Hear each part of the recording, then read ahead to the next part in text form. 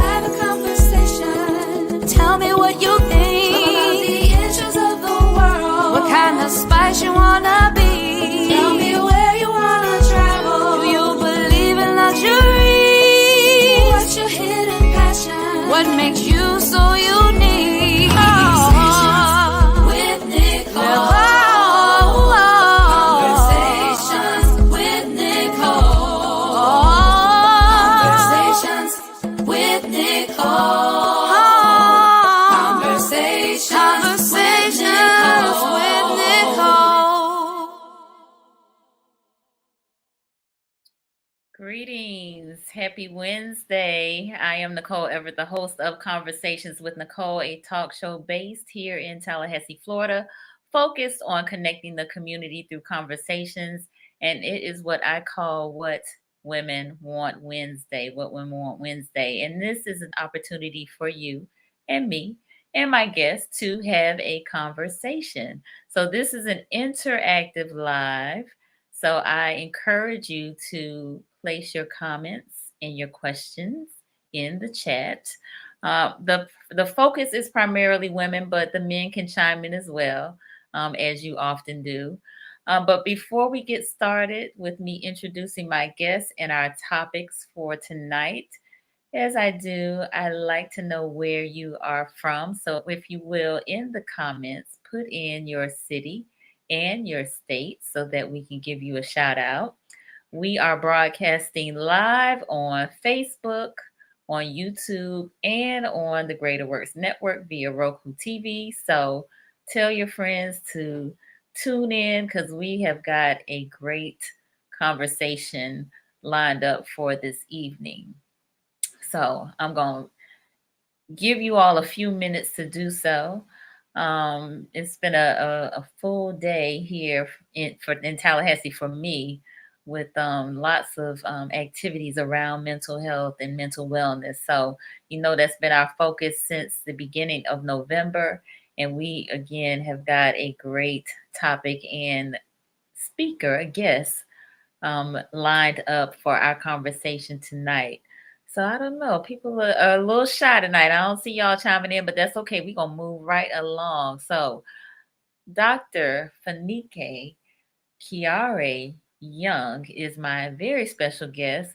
I don't know if you all saw, I put out an In Search Of, and TT, Adrian Bates, suggested Dr. Fenigue. And so, and there she is. Look at there. I talked her up. Hey there, Adrian. Thanks for tuning in. So she is right here in Tallahassee. She actually has her own podcast, and she recommended Dr. Fenigue, and so here we are. Look, the magic of social media, of Facebook, right? So we're gonna get started.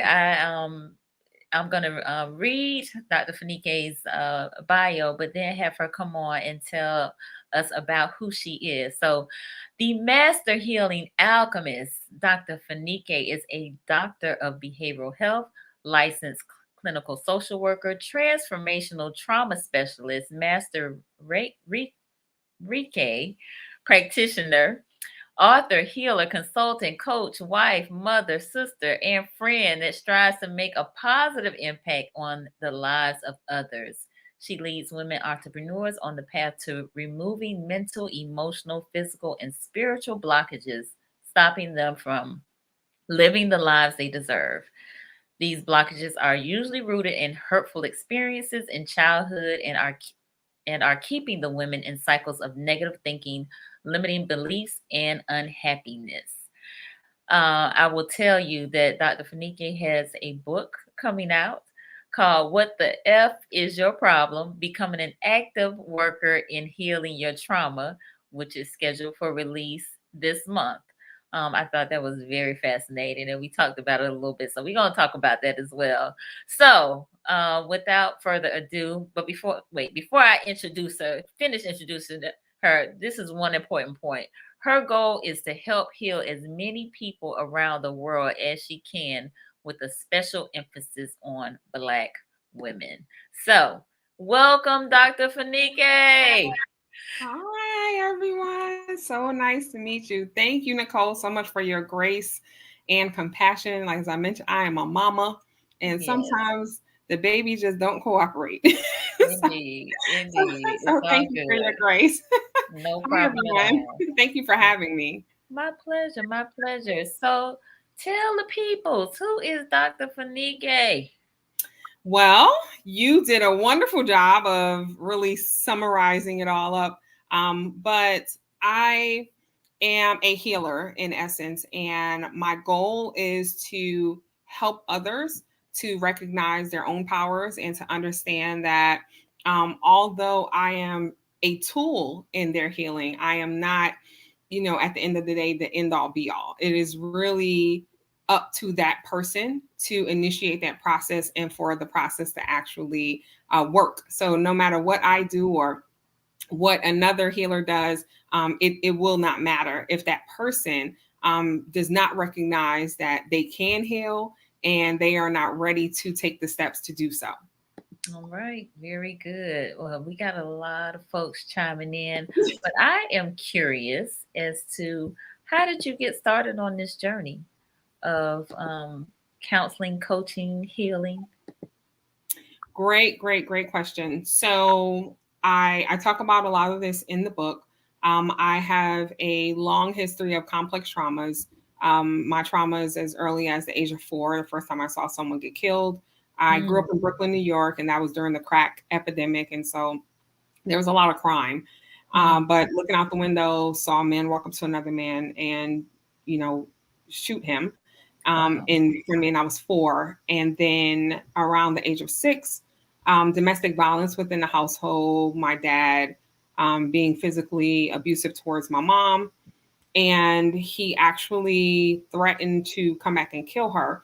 That Mm, was the last time I saw him, and he wound up dying that same evening, morning ish. Um, but they found a weapon on him, so he planned to really um, keep his promise, and mm, that's the easiest way to say that. So I early on a lot of trauma, and then of course, just throughout life, and as I came into adulthood, and even as an adult, experienced other traumas. But those 3 things kind of set the stage. And so for years, I just dealt with a lot of the side effects of that trauma. I have an old school mama, and so there was no therapy, there was no let's go get you some help, let's mm, so that you can speak to something. None of that. I honestly don't even remember my mom asking me like, "Are you okay? Are you mm, okay? Are you, how are you feeling? The fact that your dad passed away." I don't even remember that, and I know I was young, but I really, really don't remember it. And so around college, around the age of 21, and you can take different courses in mhm, school, and I started taking a psych class, and in that psych class, we talked about trauma, and mm, we learned about how trauma impacts the mind, impacts the body, and how it triggers a person that has encountered that trauma, especially childhood trauma. They can grow up holding on to anger. It can trigger violence. It can trigger just behaviors in that person. And I was like, wow, like this sounds a little familiar, because mhm, I had, the low self-esteem. I self-harmed as a mhm, teenager. I had difficulty with relationships. I had difficulty accepting love from others. I didn't trust anyone. And furthermore, some of that was rooted in some verbal abuse growing up from my mom, who endured verbal abuse from her mom, so it was mhm, really cyclic. And I realized it in college, started doing the work. And so when I graduated with my bachelor's in African American studies, one of my instructors asked me, "Well, what are you going to get your master's in? What do you want to do?" And I said, "I want to be a counselor." mm. And he was like, "Okay, like like a counselor?" And I was like, "Yeah, I want to be a counselor." And because there's other people out there that have gone through what I've gone through, and they need help. And so I want to be a counselor. And so that kind of set me on the path, and here I am. Awesome. Awesome, awesome. I knew there had to be a story there. All right. Well, tell me about this master healer alchemist. I've not heard that term before, so clue us. So I don't know if you've ever read the book The Alchemist, I but have it not. is one of my favorite books, like Okay. hands down. And what an alchemist does is turn lead into gold.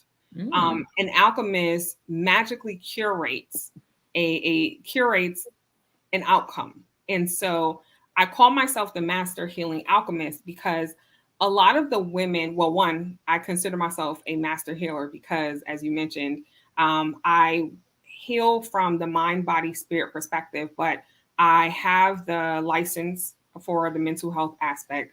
I have my doctorate in behavioral health, which focuses on integrated care. I'm a master Reiki practitioner. I'm also a certified clinical hypnotherapist. And I work with people on all levels. And so I'm able to tie all of that in. But I like to say mind, body, spirit, but it's mind, body, spirit, and energy. Okay. And so I work with people on all those different levels. So I am a master healer in that regard. But the alchemist part comes from the fact that when women come to me, a lot of times they're lost, they're confused, they're not sure who they are. They don't really know themselves. And, you know, when we're talking about trauma, we have to keep in mind that a lot of times for people in just in general that endure childhood trauma, they're often told who they are or their trauma defines who they are. And so once they overcome those pieces, overcome those barriers, that's when they really, really start to have the opportunity to figure out who they are, who they want to become. That's when they are able to start to curate and create the life that they really, really want to live. That's when they really start to understand what brings them happiness, what brings them joy, what is their path, what is their purpose. Because if you're Mhm. living within the trauma and the trauma is defining you, right, it's keeping you really, really, really boxed in, right? So you have to be, you know, this person, or you have to be this small. You can't go outside of that box. You know, you can't become too large because the trauma really, really, really won't let you. It really, you know, it prevents you from opening up. It prevents you from being receptive to love, to opportunities, to growth, to business opportunities, to development in your career, because you're always moving and responding from that place of trauma. So Mhm. when women come to me, the goal is for me to teach them how to be alchemists of their own life so that they can create the lives that they ultimately want to live once they overcome that trauma. I love that. I'm gonna become an alchemist. Yeah, everyone should. All I love right, and I'm gonna have to check that book out. Adrian said that she loves that book too. one of my So favorite books. I've read it multiple okay. times. Cool, cool, cool, cool. So let's dive in. I mean, let's financial trauma. You know, when you and I had our initial talk, I was like, that's intriguing. So tell me how do you define financial trauma? So a lot of times, and the interesting part about financial trauma is that a lot of times financial trauma is tied to childhood trauma. And so the thing is that with financial trauma, it comes from the lessons, it comes from what you were shown, it comes from what you were taught about money. And so sometimes it's just about the environment in which you know, that you grow up in, because our environment impacts us, right?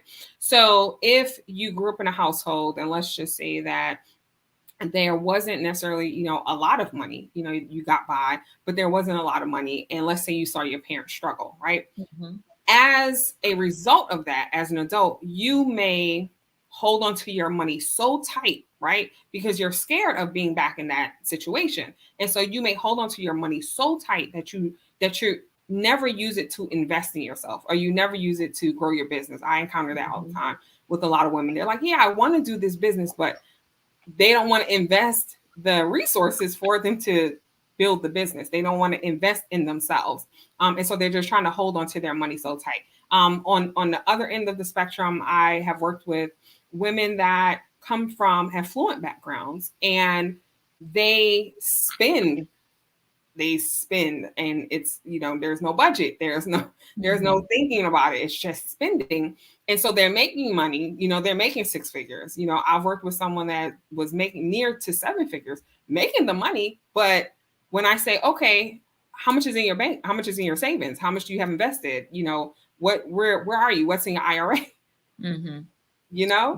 So it's like, it can go both ways. And so I think when people hear me say, financial trauma, they immediately think, oh, because if I didn't have money. No, it goes both ways. And so it comes from those lessons. It comes from what we were shown. Sometimes it's not about what you were even told. For me, my mom, she worked 12 to 14-hour days. We didn't struggle. We always had food in the house.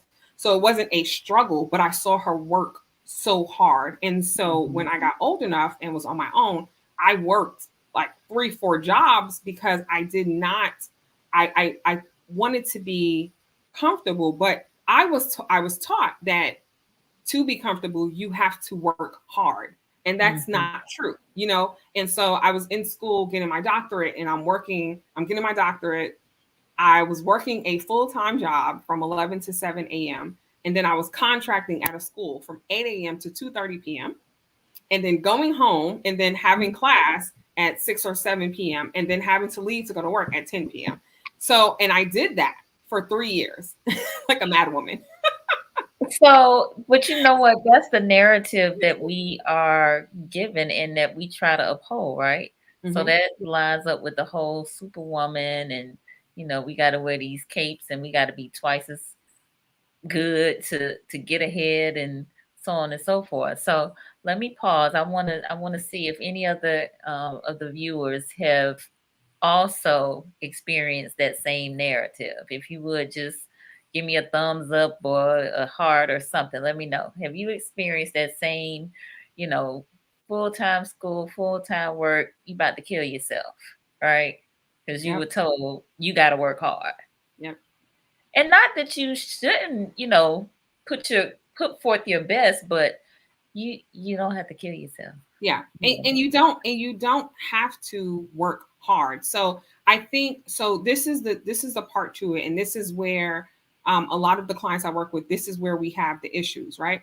The issues come in because when I say you don't have to work hard, you should actually enjoy what you're doing for work, right? But we think I have to work hard. Working hard doesn't necessarily align with what your purpose is. And so a lot of times, especially in the Black and Brown communities, we're not necessarily taught that you chase your purpose, right? You chase your purpose. You don't chase working hard. You chase your purpose. So a lot of times we're taught that you chase working hard. Like, you got to make this money. So you have to hustle, right? It's that whole, it's the promotion of the hustle. You have to hustle. And right now, where I am in my life, I don't want to hustle for anything. Like, I don't want to hustle for anything. I want it to come nice and easy. Come on, nice and easy. I'm okay. Like, I'm good with the nice and easy, but I don't want to hustle for anything. But we have pretty much, we have come to admire, well, I'm a hustler, or, yeah, he's a hustler, or, man, and I hear women all the time, he got to be a hustler to be with me. No. I don't want you to be a hustler. I want you to be home with me at night. I don't want you out there hustling. We're good. I want us to be going trips, during the week. I want us to chill. That's what I want. I don't want a hustler, right? I want you to work smarter, not harder. I don't need a hustler. Now, let's figure out together. Let's put our heads together to figure out what that looks like. What kind of life can we create that does not require us to work hard? Okay. So know what, folks are chiming in. You know what, that is definitely a mindset shift about not hustling. I don't want a hustler. I want somebody that's going to be here. Not that you can't provide doing something else, but you need to be here. The time here with me, the family, that's what's most valuable. Yeah. And I mean, I've been there, so I get it. I've been there. I've done that. I was telling you guys, I fell into that trap. And then when I met my husband, and it wasn't even, I don't think when I met him, when we had our son, I realized that we were both working, and my son was now falling into the same trap that I was in as a child, where my mom was working 12 to 14-hour days. And so the way for me to reverse that financial trauma piece, the way for me to reverse the message that my child now receives, right, is I have to do different. And so my husband and I had to have that conversation on how can we design our lives. And the first thing for me was I have to be fully remote, period. Because I want to have my son and I want to spend time with my son. Today, I was able to take him to the park yesterday, I'm sorry. I was able to take him to the park and ride his bike and blow bubbles in the park and then come back and have a meeting. That is the life that I want, because my mom never had that opportunity to do that.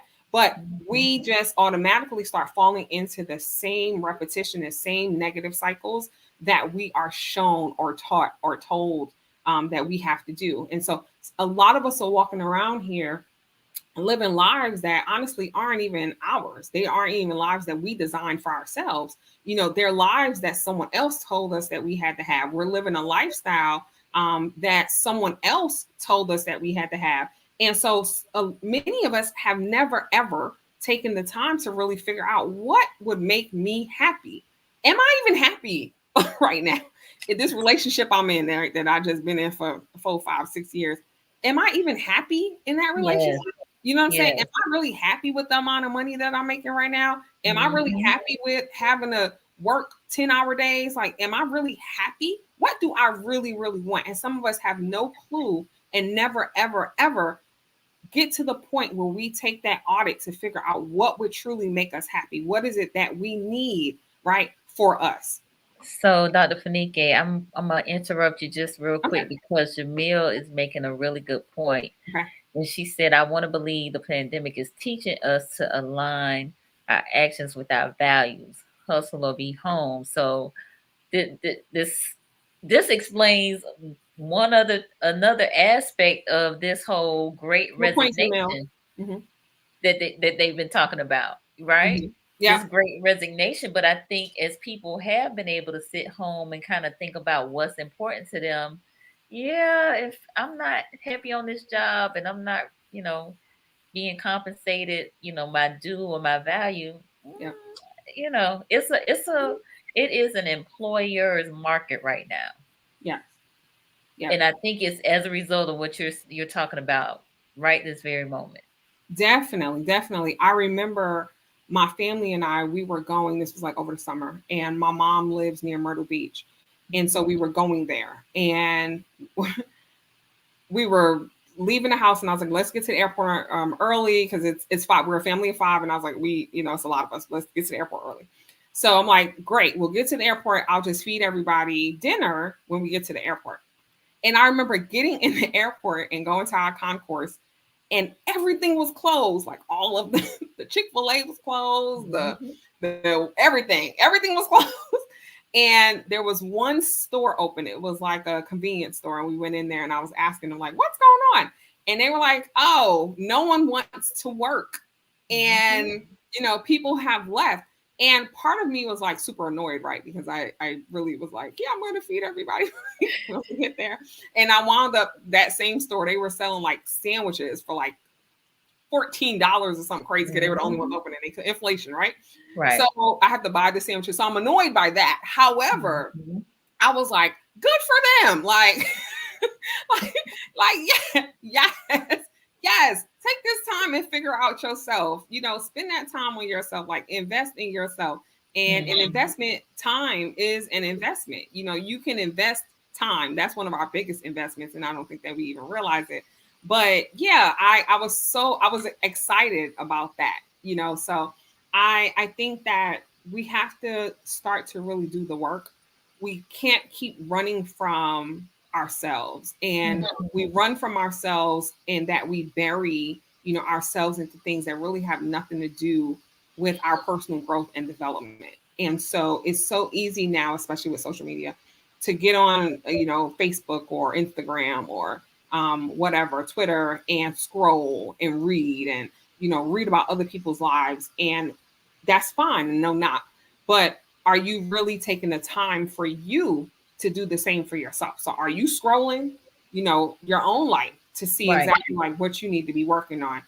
Each year on my birthday, so my years go from my birthday to the day before my birthday. Those are my years. So each year on my birthday, I pick one aspect of myself that I want to work on. And so it can be something that, I've identified. It can be something that, maybe my husband tells me all the time, like, oh, you need to work on such and such. It could be that. It could be feedback that I've gotten from my sister or a friend or whatever. And I'll say, you know what, I want to work on this year. And so I will, and so when I'm talking about doing the inventory, when I'm talking about really prioritizing yourself, really getting to know who you are. It doesn't take grand gestures. And I think a lot of people avoid it because they think that it's going to take a lot, or they don't want to know what they're going to uncover. They don't want to face it.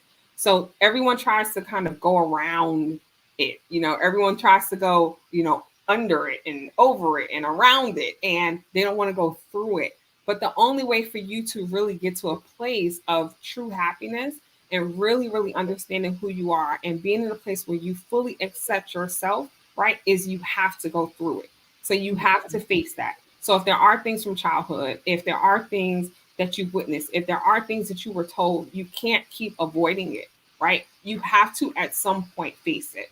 And that brings me to the book. And that was why I wrote the book, because a part of me writing the book was I have to let go of all of this stuff that I'm holding inside of me that I've never shared with anyone.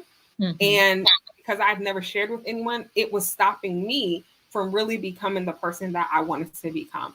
And it was so freeing to write that book, because now you can't catch me not ever telling my story. If someone says something and I resonate with it and I feel like, hey, that happened to me. Let me tell you what happened to me. Maybe this will help you feel better. I do it. I take every opportunity to do so, because oftentimes we feel like we're alone, and so we don't. Mm-hmm. So we hold it all in because we think we're going to be judged. We think people are going to look at us a certain way. We think that, we're going to be ashamed, and that's not the case. And I have found that so many of us connect with one another. I did a post on social media 2 days ago about my son. And my son is one of 5 pregnancies that my husband and I have had. And so we've had 4 miscarriages. But I'm very open about that, because guess what? There are other women out there that have experienced miscarriages. I'm not the only one. And they need to know that they're not the only one. And they need to know that there's nothing shameful about that. They need to know that it's okay. It's okay for you to say it. It's not your fault. It's nothing that you did wrong. It's okay. So I use a lot of my experiences, and a lot of therapists are taught or told to not do that. But I'm also unconventional in that sense, in that I use my experiences to empower others and to help them. Because I feel like if you can identify with me, right, that will help you to heal. That will help you to get to a place where you feel like you can share your story, open up, and begin the healing process for yourself. Very good. No, good point. So I Googled financial trauma before we got on here, and it says that Google says that it's characterized as a dysfunctional reaction to chronic financial stress. The indicators of financial trauma are often similar to those experienced by people with post-traumatic stress disorder, PTSD. Yep. So financial stress.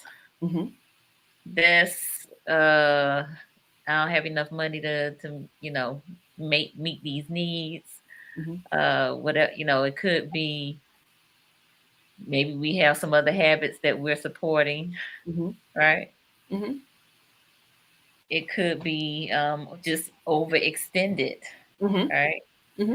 I used to do credit counseling, and one of the things that would occasionally come up would be people with utility bills that were really technically weren't theirs, because their parent had used their social security number to open that particular account. And so the financial stress is, okay, really there was some fraud that took place. Even though you were a minor in your mama's house, and she used your social, and now you got this negative utility bill, so you can either report her, do a police report, and get it handled from a standpoint of identity theft, or you got to deal with the responsibility of taking care of this debt that you really didn't create. Financial stress, right? Correct. Yep. And so a lot, again, of what we see a lot of times, especially in the Black and Brown communities, is the thinking that if I make it, then I have to pull everybody up that's behind me, and I have to take care of everyone. And, at the expense, though, a lot of times of myself. Now, granted, let's just say, I have a couple mil, and, I'm my home is paid for, my car is paid for, I have money set aside for me, my family is taken care of, and somebody needs something, okay, granted, I may assist. But if you're living paycheck to paycheck, right, and you're not necessarily where you want to be or where you need to be, how are you helping someone else, right? The reality of the situation is now both of y'all are going to be in a situation where somebody has to come in and help both of you, right? So the thing is that we have to, I think, redefine how we look at helping, right? So do you want to help the person, or do you want to empower the person, right? So if that person constantly needs assistance and they constantly are struggling, to pay their bills, or they're constantly having stress, right? Would you rather give them the money, right? And probably keep giving them the money because they're going to need it again next month because their bills have to get paid next month as well.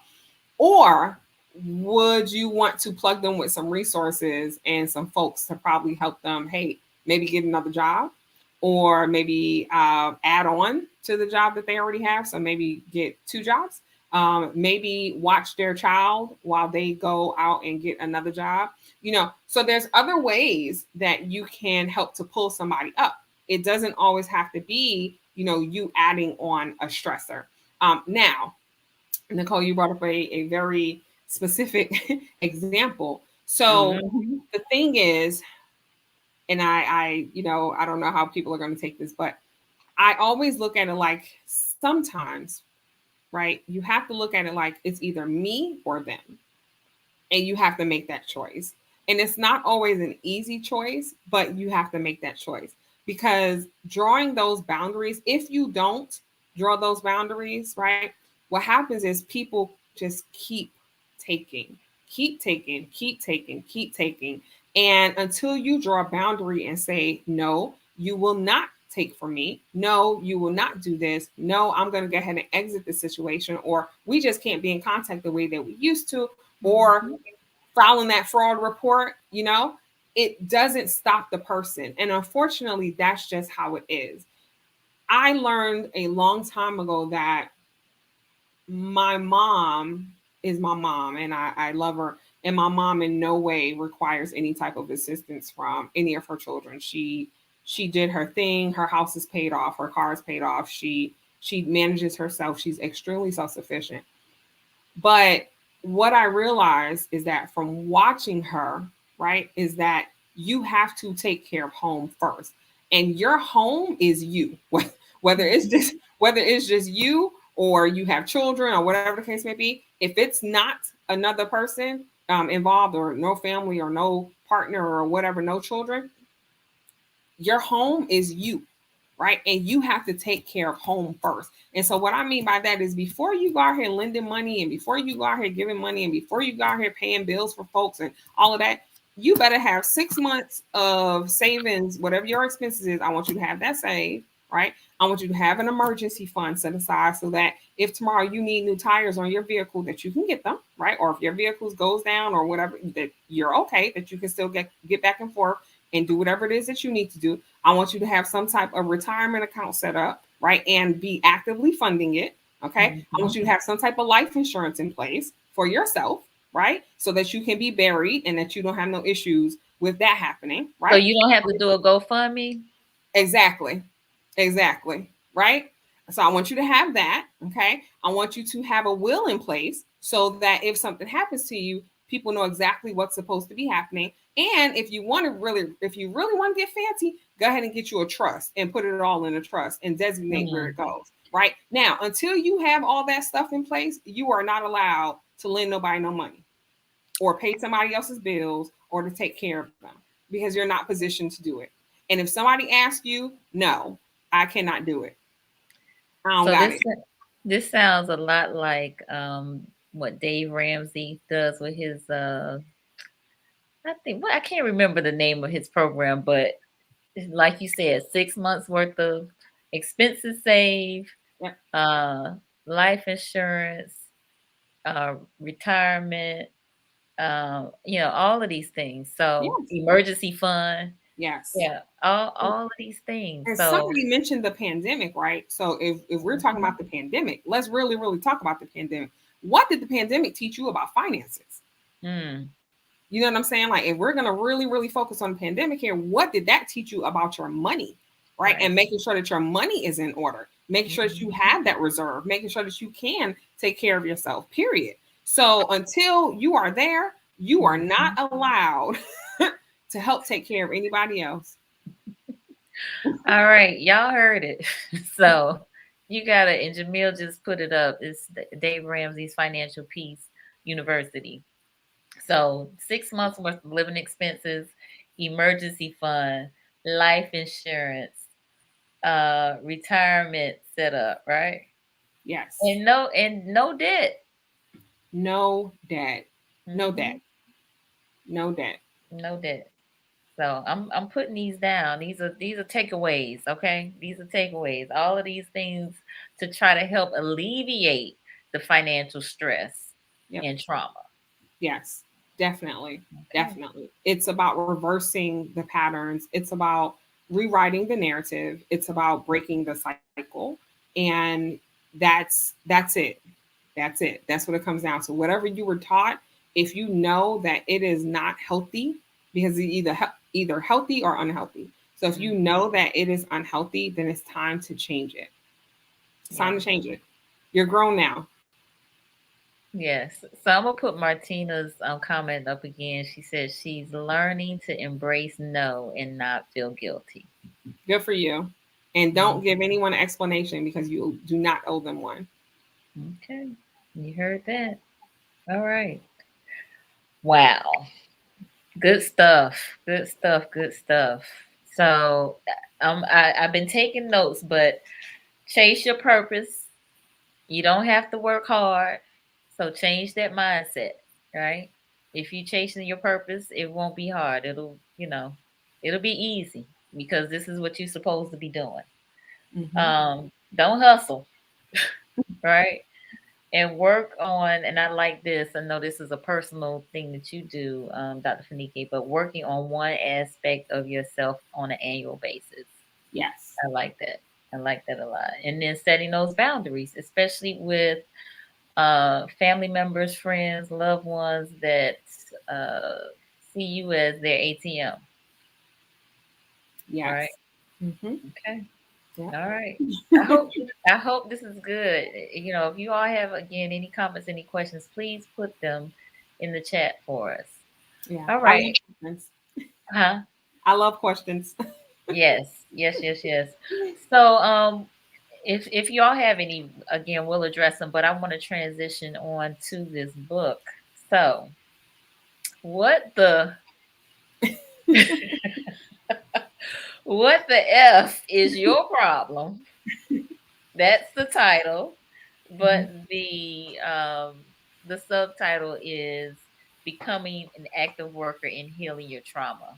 Becoming an active worker in healing your trauma, which was really what was attractive to me, that whole active worker piece, because I feel like too many times or all too often people talk about doing the work, but don't know what the work is. Right? So, outside of getting with a counselor or a therapist, which we're definitely proponents of, right? We want to definitely encourage people to seek counseling therapy from licensed, registered professionals. But, there's work that they could be doing. So let's talk about what actively working to heal your trauma looks like. So, first and foremost, I like to tell people where the title came from, Okay, because let's do when that. people Yes. hear, what the F is your problem, and they're like, whoa, people love it, of course, because it's vulgar and it's attention catching. But the title actually came from literally, as I told you, I'm in Atlanta, and my husband and we had went somewhere, I don't remember. Anyway, we're sitting in the car, and as we're sitting in the car, we're watching people, and we're just watching people walk by. And it's a lot of, Black women walking by, and we're commenting, and we're like, gosh, like, why she looks so mean? Or, whoo, she's having a bad day. And, because they're frowning, they're on the phone and they're cursing people out, and it's a whole thing. And my husband's like, damn, what the F is her problem? And so we start laughing. It becomes like a big joke, but then it turns into something serious. And the conversation leads to, Black women and women just in general carry so much inside that a lot of times we never, ever let out. So there's a lot of pain. There's a lot of resentment. There's a lot of, just feeling like we're taken advantage of. We're tired. Like, we're managing households. A lot of us, we're working, we're managing. It's a lot, And so it turned into that serious conversation, but that's where the title came from.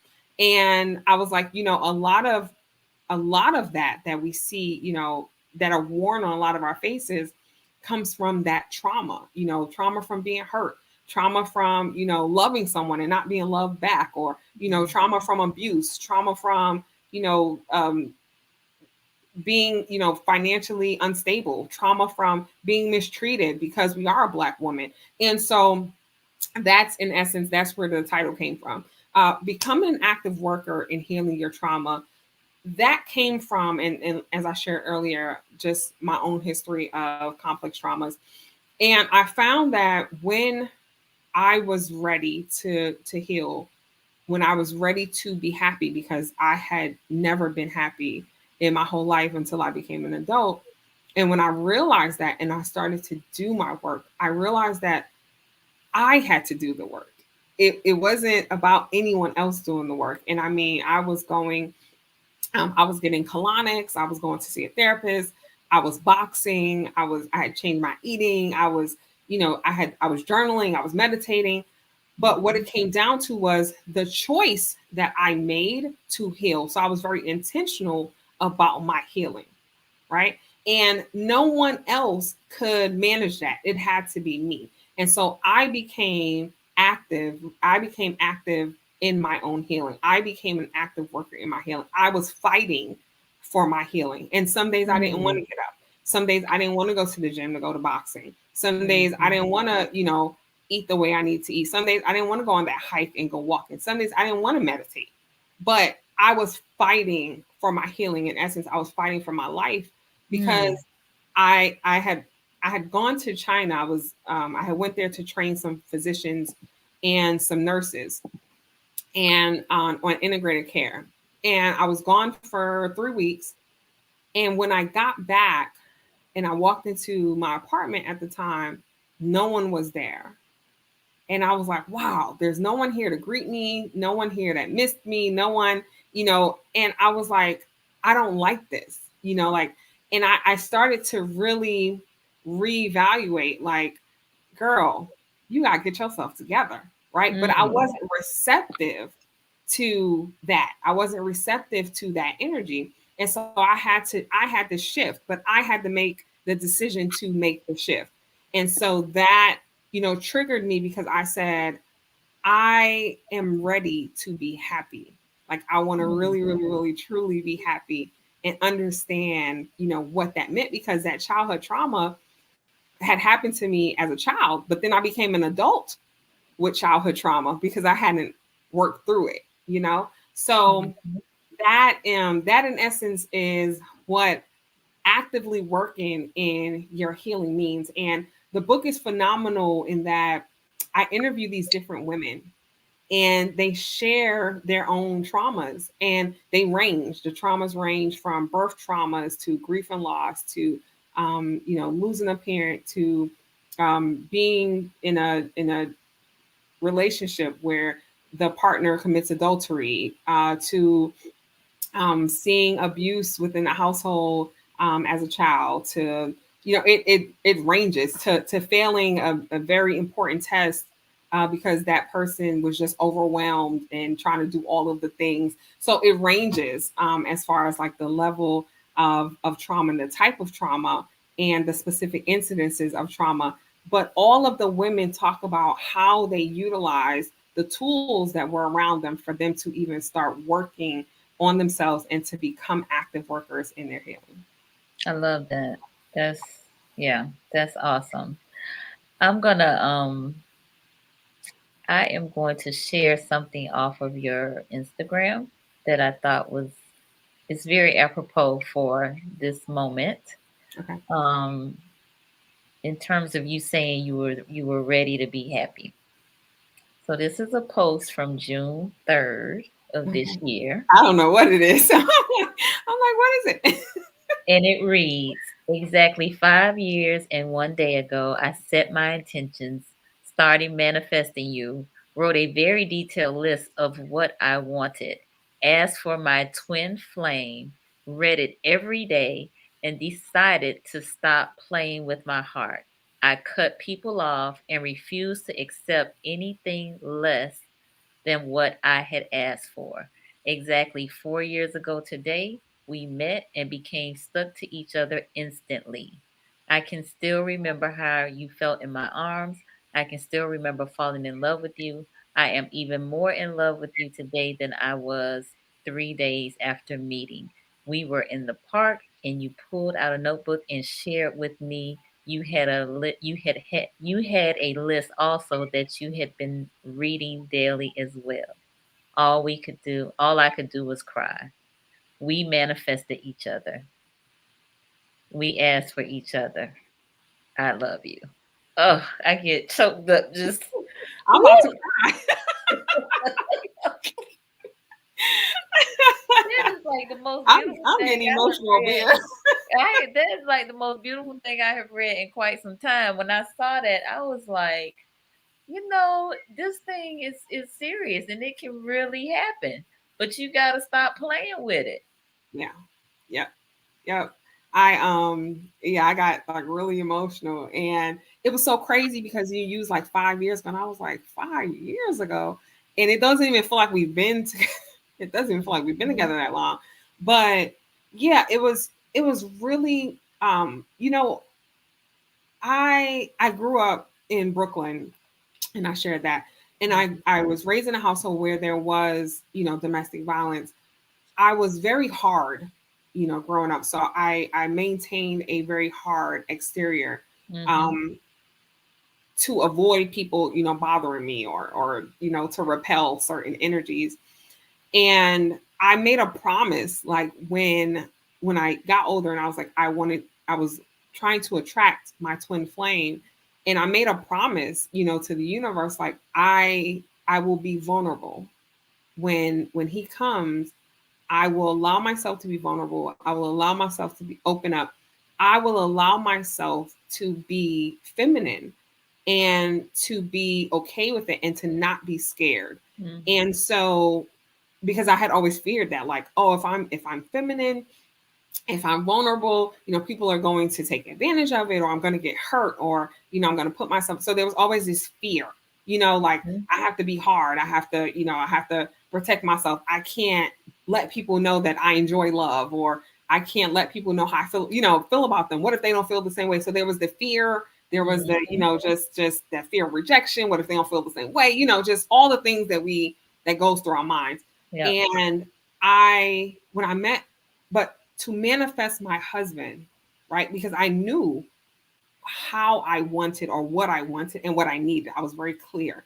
And so I made a promise, like I will be vulnerable. I will allow myself to be open. And one of the things, and I probably have never ever shared this with anyone, but I'm going to share it right now. So one of the things is that when we met, and then 3 days later, we're in that park, and 2 days after that, he calls me, and he comes over, and we're sitting, and then like he's laying on me, and at this point I think we had only known each other for about 5 days, and he's laying on me, and we're just sitting on the couch, and he starts talking to me, and he's telling me about his mom, because I'm like asking questions. I'm like, well, tell me about your parents and everything. And he starts crying. And so he's laying on me, and he starts crying. And he tells me how his mom died when he was 18 and she had cancer. And I started crying with him.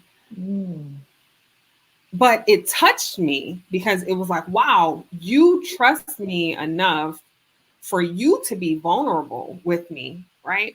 And so it was like, wow, like there were so many clues, like this is the one. There were so many clues, and it was kind of like the universe said, I need you to show her this so that she knows it's okay for her to be the same way.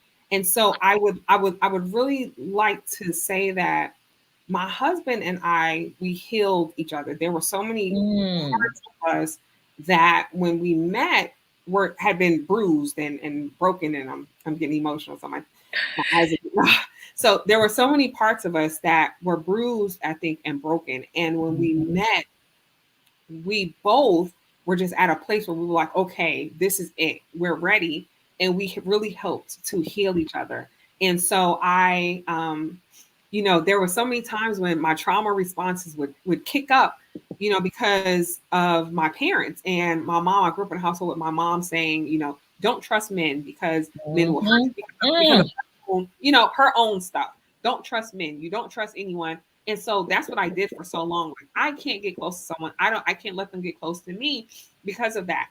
And so when I met him and he wasn't like that, I was like, okay. And it would mess me up. And and so there was a time, when I was like, I was crying over here, Dr. Fenigue. I am about to just it was times when, I would try to create something, even though he never did anything, but I would try to create something because of my own trauma. It was all trauma. All trauma. I would try to sabotage it. Well, who's on your phone, and who are you talking to? And, I saw this or I saw that. And one day he said to me, he said, when you act like that, what do I need to do to make you feel better? And I said, I just need you to hug me and tell me that you love me. Oh, wow. And just remind me that you love me, because it would be like, if anyone has experienced, childhood trauma or any type of trauma, it's like you get blinded almost. And it's like you go into this, like this tunnel vision and this zone, and you can't see outside of that, because at that point, the trauma is what is running you. It's not you, And so it was kind of like, I just need you to trigger me to bring me back. And the way that you bring me back is to tell me that you love me. I just need you to remind me that you love me, right? And so that's what he would do. And I think it created a space for me to be authentic and to be open and to be very clear, like, this is what I've been through. He knows what I've been through. It's okay, because he still loves me through that. And it's all right. And so it was healing. It was very healing. And like I said, for both of us, because he's had, issues with women and, hurting him. And there were things that he had to, go through. And so we helped to really heal each other. And I'm just grateful. I didn't know what you were going to read. That is so beautiful. And I apologize for springing that on you. No, it's okay. You're good. It's all right. But it touched me so when I read it. And I was like, this, and for you to share your love so publicly, I think it's a beautiful thing. And so, that's awesome. It's just awesome. Jamil said something earlier, though, that I think is worth repeating. Okay. She said, I will allow myself to be feminine. Wow. Words women of color struggle to say or feel. Yes. Wow, wow, wow. Yes. Yes. Yep. And so we got to work on that. We've Yep. got to change that narrative. Yep. We Yep. must. Yep. We must. We must. We must. Yep. I think we um feel like, again, these super women, right? So we got to have all these capes on, and some of these capes are built out of metal, right? They're like steel, because we got to be so strong and hold up the the banner for everybody. So we really have got to change that narrative. We really do. Yeah, I agree. I think it's also that sometimes we view femininity as weakness. And because we view femininity as weakness, we don't want to appear weak. We don't want other people thinking that we're weak. But it is truly a strength. It is truly a strength. And what I mean by that is I get way more out of my husband when I am soft and approachable, as opposed to, trying to tell him what to do or have an attitude or being aggressive. If I need something done, or if I need some assistance, or I want him to do something, me being and operating from my feminine works. I promise you, works way better. What do they say? You can get more flies with honey. And so it's I promise you, it is true. And the other thing that I will say is, it's also important, and I don't know how many men are listening as well, but it's also important that men understand how difficult it can be for a woman to act from a place of femininity, because there is the fear that is associated with that. So when that woman does that, it's also important that that man supports her and doesn't, throw things back in her face. And so that man shields her and protects her, and has an appreciation for her showing that side of herself. So I think it has to go both ways. And like I said, it really, for me, triggered it when my husband felt like he could be vulnerable in front of me. And I was like, okay, this is great. I'm good. I can do this. So I think you make a really great point about how men need to respect the femininity from the standpoint of not throwing it back up in their face, because I think women would be more feminine. However, it's been used at a disadvantage to them, Yes. right? Being like the weaker vessel, and so on and so forth. And so that's translated across many aspects of our womanhood. Yes. And so now we put on this armor because we want to protect ourselves. Yes. So very, very good point there Yes. about Yes. men respecting that femininity and honoring it. Yes. Basically. Yes. Yeah, and be clear, everything has its place, so when I am in a meeting, a business meeting, and I'm negotiating something, or, I am establishing something, and I am on that call, or I'm trying to, give directives, I'm a different person. But when my husband enters this space and I'm speaking to him, I have to switch it up. I can't approach him like he's a business, because he's not. He's not someone I'm in a business meeting with. So we have to know that shift. I slip up sometimes, but I also know that I can say sorry, or I can say, my bad, I'm sorry, I didn't mean that. Because sometimes it's like, okay, I'm in a mode. I'm like, things need to just get done, so I can speak to him like I'm still in a business meeting. And so I have to be very just cognizant of that, and come back and say, I'm sorry, my bad, I didn't mean to do that. Give me a hug, give me a kiss, my apologies. Right.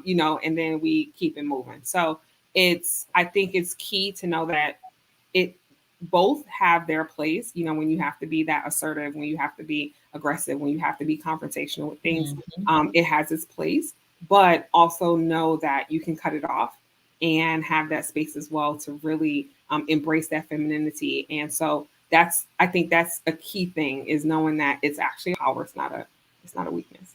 Yes. So that's part of the work as well, right? Yes, definitely. Being able to know when to shift, to, soften it up. And like you said, you recognize that he's not business. This is your life partner. And Yes. so you should talk to him, treat him accordingly. Yes. So very good point. Very Yes. good point. So let me ask you, if you had maybe 3 things that you could recommend as it relates to being an active worker in your own healing, what would you suggest? That's a good one. Only So, 3. Only 3. Because I know there are many, but only 3. Yeah. No worries. So first thing is be authentic with yourself. So a lot of times we talk about, keeping it real. Oh yeah, you got to keep it real, keep it real, keep it real.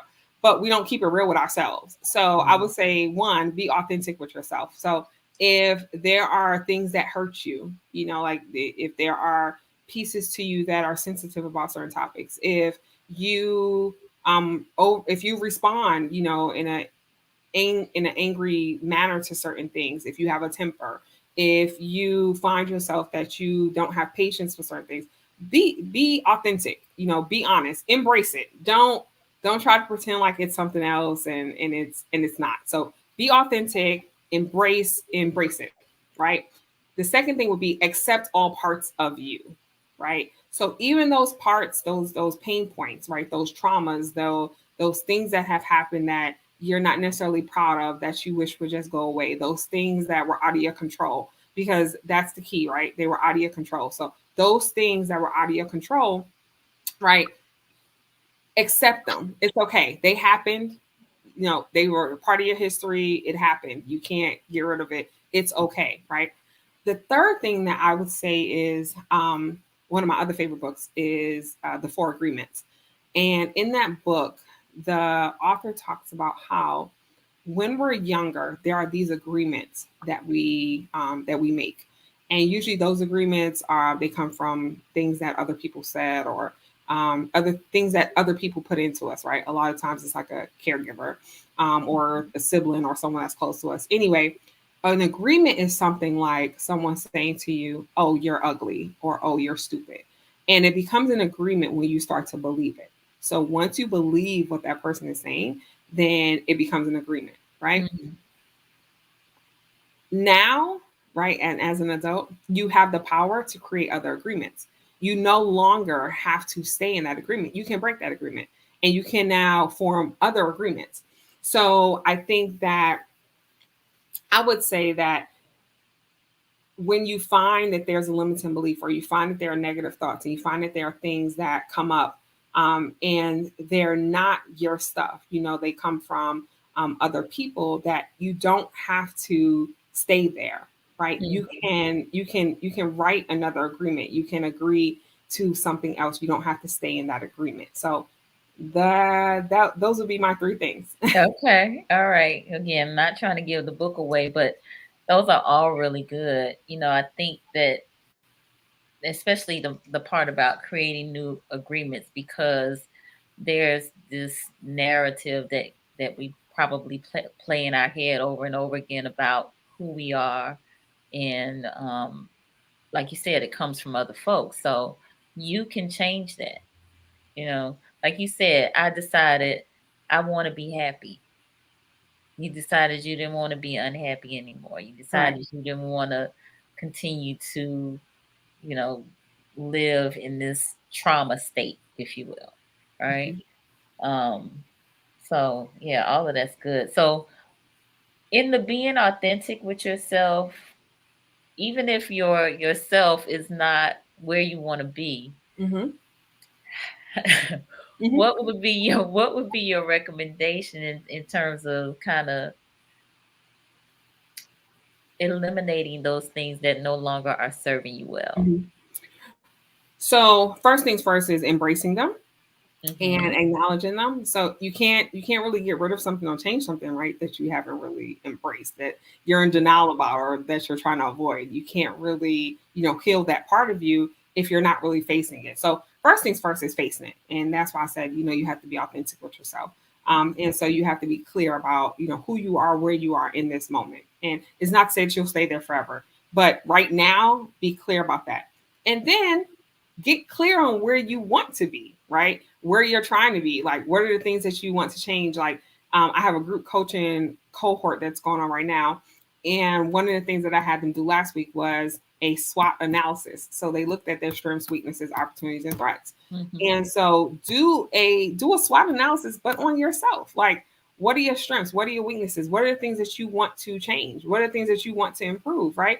And start to work on those things. Like, give yourself, like, be very, very clear. Like, put those affirmations in place. Put those things in place to help you to change your mindset. Like, do the work. Just start. Do something, right? Mm-hmm. So the point is that you have to do something.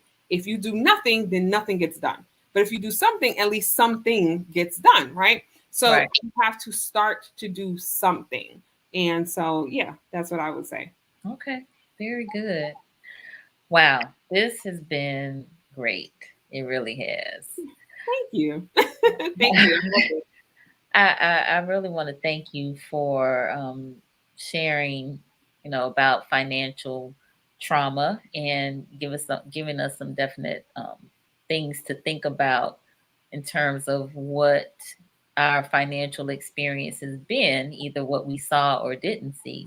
Mhm. And then, definitely some guidance on some things that we can do to help eliminate that financial stress. And then transitioning on to the book and being an active worker. I love that. So tell the people how they can connect with you and how they can get this book. No problem at all. So I actually put my handle in my name. So next to Dr. Fenigue, you'll see at Dr. Fenigue. That is my handle on Instagram. That's my handle on Facebook. That's my handle on Clubhouse. So those are going to be the three best ways to get in contact with me.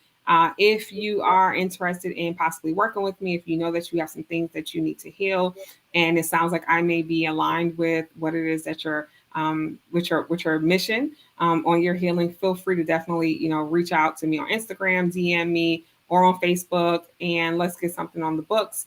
You can also go to drfenigue.com, and from there you can book some time with me. The book is going to be on my website, so drfenigue.com, but it will also be on Amazon. It will also be in Barnes and Noble. It will also be all of the major retailers. And so you will be able to pick it up then. I am planning to do a launch party. Okay. And I'm going to actually off camera ask Nicole if she will be the person that comes in and interviews me and some of the ladies. So, okay. So I think that would be great. And yeah, so that's coming up. Look for the launch party. Keep following Nicole. And if everything works out great, then she'll be there, and I hope to see all of you as well. Absolutely, I would love to. Thank you so much. No problem. Thank you. Wow. Again, this has just been great. So listen, for those of you who may have come on late, but you're here with us now, and this has been beneficial to you, and you think it will be beneficial to someone else, especially your sister friends. Yes. Put their names in the comments, share this on your page, follow us too. Follow, like, subscribe, share. That helps us as well. So we definitely want to support what Dr. Fenigue is doing, because she's doing great work. Thank you. Thank you. Thank you. Thank you. Absolutely. So let me hear from y'all. If this has been beneficial to you, just give me a thumbs up, a heart, or something in the comments. Let me see what we're working with. I know I got some of you on Facebook and a few of you on YouTube, because I see you here. But if this has been good, just give us a thumbs up or a heart or something and let us know. All right, Tamika came in late, but it was a great discussion. Thank you, Tamika. I actually met her at an event on Monday. Oh, nice. So she has been checking us out. So thank you. Mm-hmm. All right, Jamil said, thank you so much for bringing us such phenomenal guests. Oh, my pleasure. Great conversation tonight. Thank you so much. I appreciate that. Yes, we got to keep these conversations going. Our mental health and mental wellness is so very important. And, especially in the Black community, we gotta embrace, counseling, therapy, and being Mhm. mentally well and whole. That's a very important part of our holistic health. And so that's why we're having these conversations. So Yes. I'm trying to, plant some seeds, water them, and hopefully some really great things will happen as a result of that. All right. Thank you, So Gina. yes, thank you, Gina. So Dr. Fenigue, hang on just for a Okay. moment. Okay. So I just want to tell y'all real quick for next week, we have Dr. Faith Troop, who's my girl out of Atlanta. Homegirl, actually, because she's from Miami, but she was here at FAM and she's in Atlanta now. We're going to be talking about grief, a good thing, and that's going to be on Man Up Monday. Mhm. And then Cortina Peters.